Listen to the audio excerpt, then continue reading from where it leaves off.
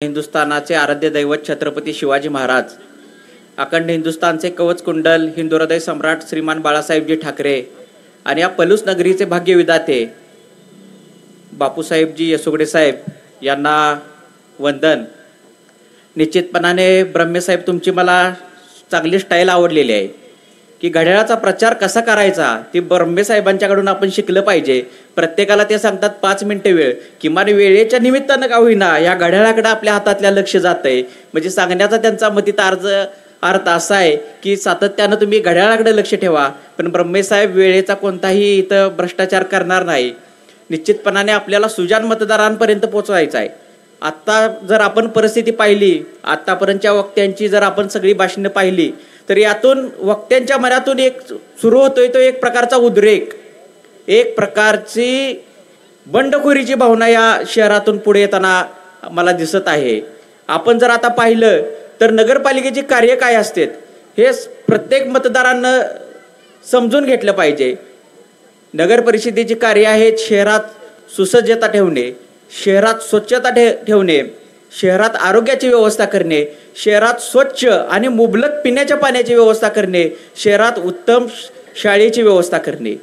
हे जर सगळं आपण पाहिलं तर ह्यातली बऱ्यापैकी 90% पलूस शहरामध्ये कोणतंही कामकाज आपल्याला होताना दिसत नाही। साधं पलूस शहरामध्ये पाय ठेवायचं म्हटलं तर तात्या निश्चितपणे आपल्याला विचार करावा लागेल की धुळीच्या साम्राज्यानं कर्करोग होतंय का काय, इतकी मनावस्था बेचैन होते। मग इतक्या वर्ष या इथल्या सत्ताधिकाऱ्यांनी केलं काय हा जाब विचारणाऱ्याची आणि ही तीच वेळ आहे आणि ही तीच निवडणूक आहे की त्यांना तुम्ही जाब विचारा की बाबांनी इतक्या वर्ष या शहरामध्ये तुम्ही केलं काय। शहरात चांगलं रुग्णालय नाही, शहरात पिण्याच्या पाण्याचा प्रश्न प्रलंबित आहे। आपण सातत्यानं पाहतो 2019चा दुष्काळ असू दे, त्याच्या अगोदरचा 2015-16-17चं नदीचं पाणलोट क्षेत्र असू दे, किंबहुना 2024ची दुष्काळजन्य परिस्थिती असू दे, प्रत्येक ठिकाणी अल्टिमेट आणि बळी जाण्याची संख्या मात्र पलूस तालुक्यात जास्त असताना पलूस शहराला जरी पिण्याचं पाणी नसेल तर हा मात्र चिंतनाचा विषय आहे। मी सातत्यानं सांगत असतोय, मी प्रवास करत होतो आणि प्रवासादरम्यान एकदा मी पुणे शहरात थांबलो होतो आणि पुणे शहरात थांबल्यावरती साहजिकच मी नाश्ता करायला आम्ही थांबलो होतो, मी माझा मित्रपरिवार, आणि थांबल्यावरती एक जण तिथं गजरे विकत होता। काय गजरेवाल्याकडे लक्ष द्यायचं काय माझं कारण नाही, ते महिला भगिनींचा आमच्या बहिणींचा आवडता विषय आहे गजरा, त्यात माझं लक्ष असायचं काय नाही।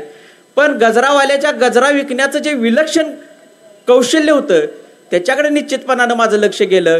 तो गजरा घेणाऱ्या प्रत्येक महिलेला म्हणायचा, ओ ताई, ओ अक्का, ओ माई, या की गजरा घ्या, 1 महिना सुकणार नाही, ओ आत्या गजरा घ्या, 1 महिना सुरणार नाही, ओ दिदी गजरा घ्या, 1 महिना सुकणार नाही। मला पण यशाचं त्याच्या गमक कळलं ना की बाबा हा प्रचार करतोय तरी कसा, गजरा घ्या आणि 1 महिना सुकणार नाही। तो निश्चितपणानं तिथल्या उपस्थित आणि येणाऱ्या आमच्या माता भगिनींना एक प्रकारचं त्याचं कौशल्य दाखवत होता। आणि अचानक एक मॅडम सुशिक्षित दिसणाऱ्या पुढे आल्या, तसा तो पटकन म्हटला, ओ मॅडम जरा गजरा घ्या की। तशा त्या मॅडम म्हटल्या, अरे बाबा मागच्या महिन्यात दिलेला तर गजरा तसाच आहे, तो एकदा सुकू दे मग मी तुझा गजरा घेईन। निश्चितपणे सांगायचा मतीत अर्थ असा आहे की आज अनेक इथे येतील, तुम्हाला अनेक आश्वासनं, अनेक प्रलोभने येतील, आम्ही असा विकास करतो, आम्ही तसा विकास करतो।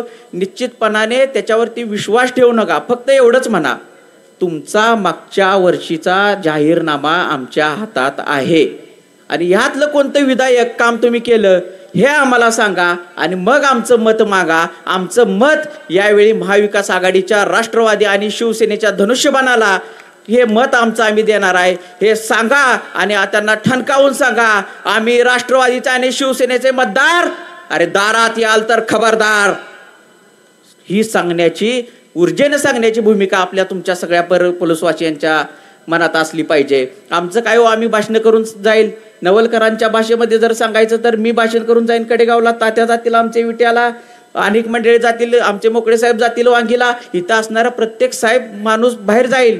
पण इथला जर स्थानिक विकास करायचा असला तर इथल्या भूमिपुत्रांच्यावर विश्वास ठेवा, अन्य कुणाच्याही पदसिद्ध ह्याच्याला बळी पडू नका। आणि निश्चितपणे सुरुवातीला आपण एकदम सुशिक्षित चांगले उमेदवार आपल्याला ह्या फलकावरती दिसतील, अगदी चांगले काम करणारी लोक आहेत। चव्हाण साहेब तुमची तळमळ मी बघितली, 10 नंबर वार्डात जसं तुम्ही पारतंत्र्यात आहे त्यापेक्षाही वाईट अवस्था आहे ही मला समजलं। बाकीच्या निधीच्या बाबतीत जर बोलायचं तर आता मला सांगायला आनंद होईल की आत्ताच्या आमचे नेते डबल महाराष्ट्र केसरी चंद्रहारदादा पाटील यांच्या पाठपुराव्याने पलूस नगरपंचायतीसाठी आपण प्रशस्त इमारत आणि सुसज्ज कामकाजासाठी 5 कोटी रुपयाचा निधी आपण मंजूर केला, हे सांगण्याच्या आम्हाला या जाहीर सभेत वेळ येत्या की त्याचं सुद्धा श्रेय काही लोकांनी घेतलं.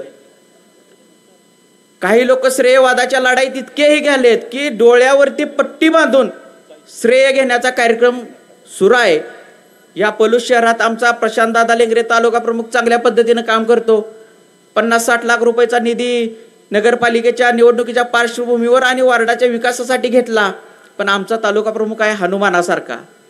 शरीराने जरी मजबूत असला तरी एक जामवंत त्याला त्याची शक्ती दाखवायसाठी इथं लागतोय.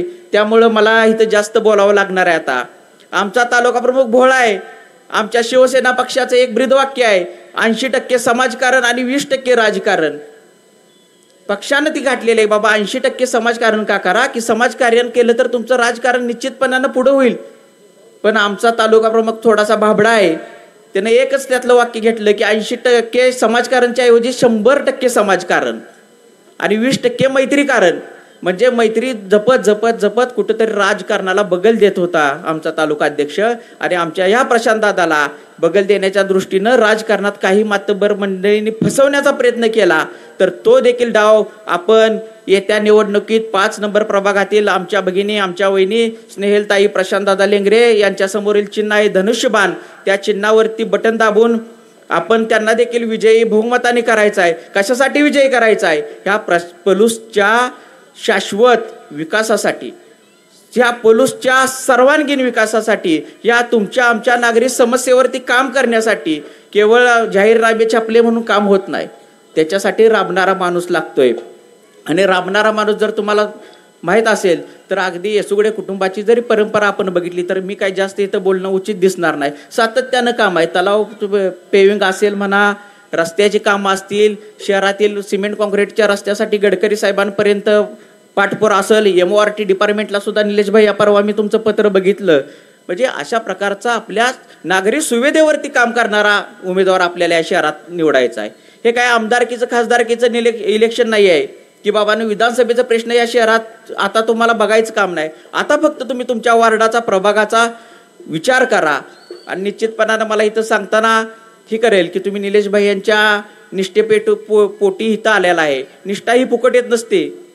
ज्यावेळी स्वदेशी विरुद्ध विदेशीचा वाद सुरू होता आणि विदेशी कपड्यांनी भरलेला ट्रक मुंबईत येत होता आणि मुंबईत त्या पद्धतीचं आंदोलन सुरू होतं आणि तो ट्रक काय थांबता थांबेना, त्यावेळी स्वातंत्र्यासाठी पहिल्यांदा स्वदेशी लढाईत शहीद झालेले बाबूगेने पुढे आले आणि त्यांच्यासोबत त्यांचं तानाजी पथक. निश्चितपणाने त्यांनी इंग्रजांच्या ट्रक थांबवण्याचा प्रयत्न केला, त्या ट्रकमधील कपड्यांची होळी करण्याचा प्रयत्न केला, पण इंग्रजांनी तो ट्रक काय थांबवला नाही. ट्रक बाबू गेनूच्या अंगावरती घाला असा इंग्रज अधिकाऱ्याचा आदेश आला आणि बाबू गेनू आदेश आल्या आल्या पथक थोडंसं मागं झालं, परंतु बाबू गेनू त्या रस्त्यावरती मध्यभागी सरळ झोपी गेला.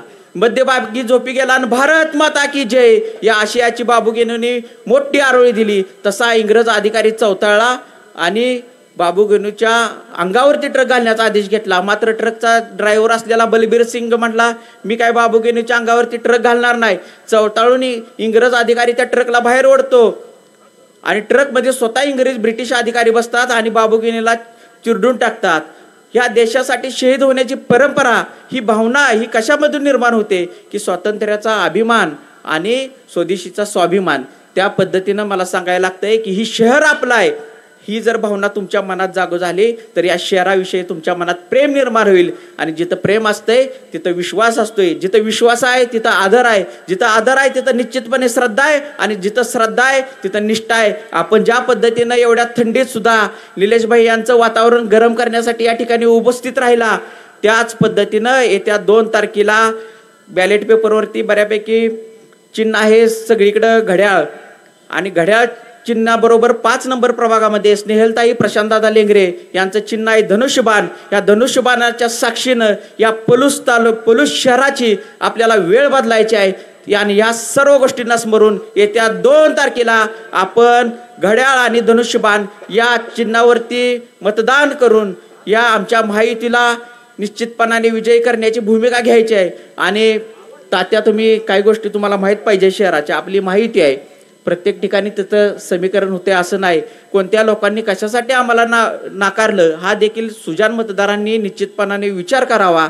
आणि या शहराच्या नगरविकास खातं आमच्या उपमुख्यमंत्री एकनाथजी शिंदे साहेबांच्या हातातच आहे. अर्थमंत्री अजितदादा पवार यांच्याकडे भरपूर निधी आहे या शहराच्या सर्वांगीण विकासासाठी. आता कोणत्याही भूलथापांना बळी न पडता निलेश भाई यांच्या नेतृत्वाखाली विश्वास ठेवून नगराध्यक्ष पदाच्या आमच्या आदरणीय ज्योत्स्नाताई काकी यांना आपण प्रचंड मताने विजय करा आणि सर्वच्या सर्व आपल्या 20+1 उमेदवाराला ताकदीनं निवडून द्यायची भूमिका आपण सर्वांनी घ्यावी एवढेच आपल्याला या सभेतून आवाहन करतो. आणि ब्रह्मेसाहेबांनी मला परत एकदा घड्याळ दाखवलंय. ब्रह्मेसाहेब हे घड्याळ आहे आणि आमच्या बरोबर असलेला हा धनुष्यबाण प्रभू श्रीरामांचा हा धनुष्यबाण आहे.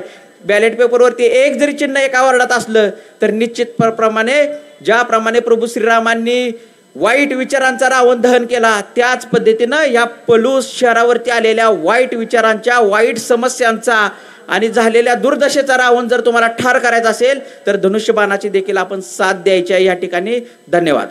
धन्यवाद आदरणीय प्रदीप दादा.